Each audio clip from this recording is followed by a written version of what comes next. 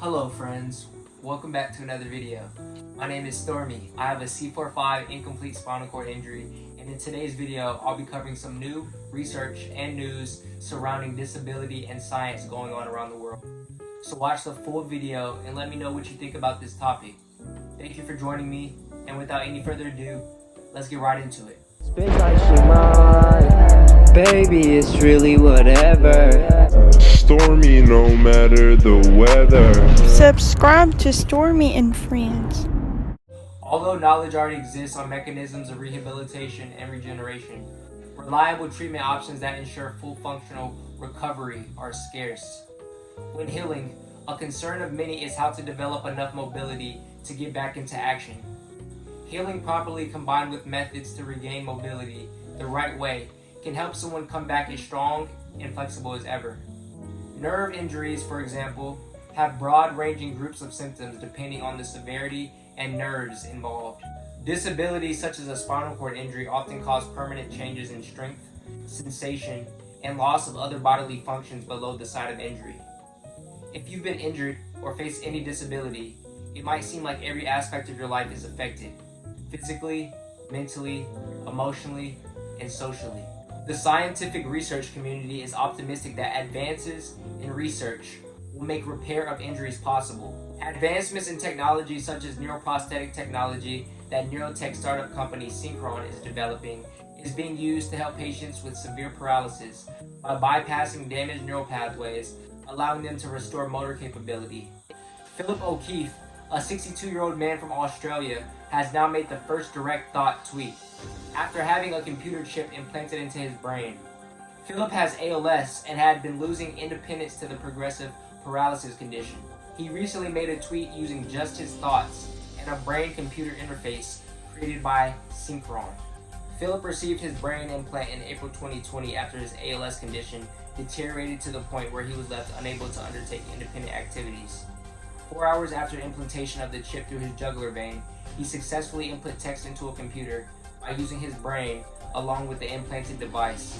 He then was able to connect with his family and loved ones, as well as business colleagues, through email exchanges, as well as play games. The Stentrode is a neural interface designed to overcome paralysis by creating a digital bypass from brain to assistive device.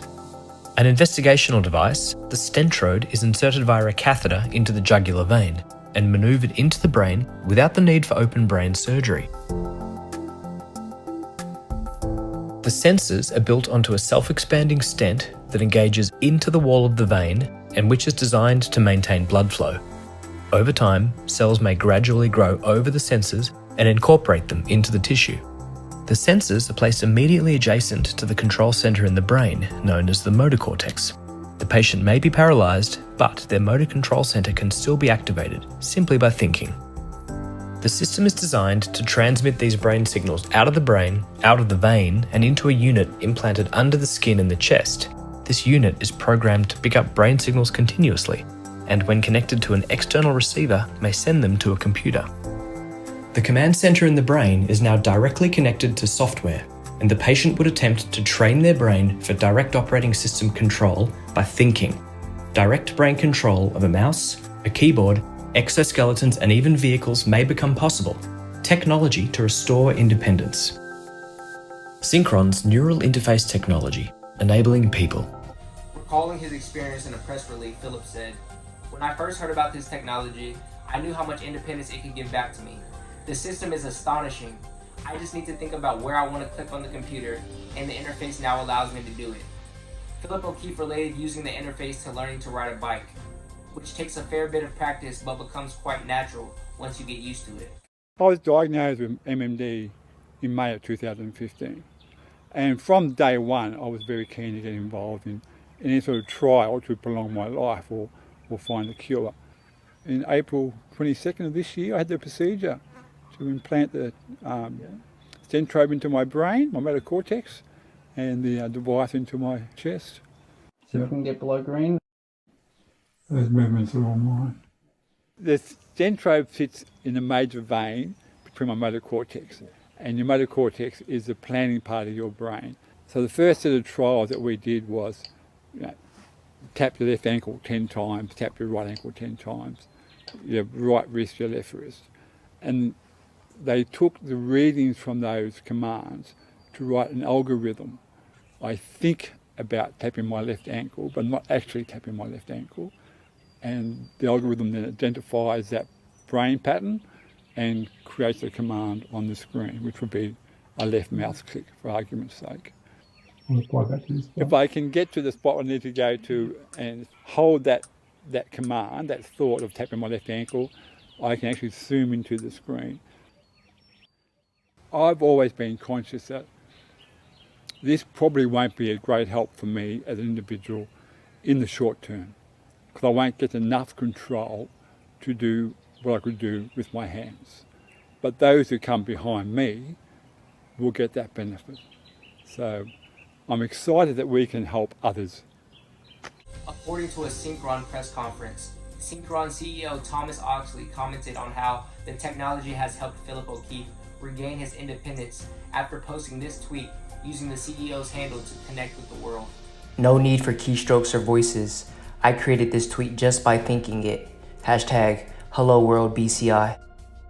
CEO Thomas Oxley said that the tweet was an important moment for the field of BCI and highlighted the connection, hope, and freedom that technology offers to people whose functional independence has been taken away due to disabilities like paralysis. Oxley added, "The hope that technologies such as BCIs give to people like Philip O'Keefe, who've had so much of their functional independence taken away due to debilitating paralysis, pushes the company in planning its first in-human studies in the US very soon." The future of communication. You really just want someone to know how you feel. For some people with certain conditions, that's impossible. So what if rather than using your words, you could throw your emotion? In the future, I'm really excited about the breakthroughs BCI could deliver to other conditions like epilepsy, depression, and dementia. But beyond that, what is this going to mean for humanity? BCI is about restoring the lives of millions of people with paralysis after years of feeling trapped. Brain-computer interface technology is clearly one of the next big things in technology. While some leaders in the advancement of this kind of technology, like Elon Musk, want to use it to enhance human experience and restore full body functionality for tetraplegics and quadriplegics as early as next year with companies like Neuralink, other companies such as Synchron want to develop it as a prosthesis for the disabled and to treat other neurological diseases such as Parkinson's disease and spinal cord injuries in the future. All of this shows us promise in the advancement of recovery methods for those with all types of disease and disabilities, and provides us evidence of interesting times ahead in the field of regaining health using AI and other biotechnological hybrid systems.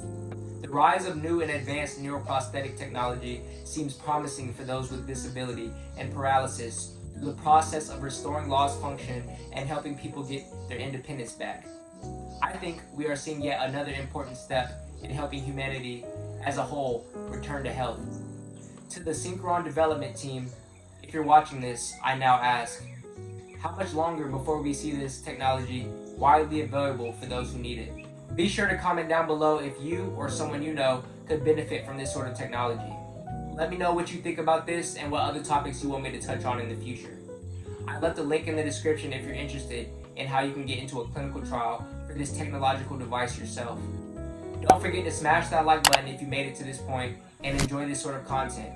And hit that subscribe button and notification bell to be notified every time I post a new video. We're almost at 1.5K subscribers. I love you, stay blessed, and I'll see you in the next video.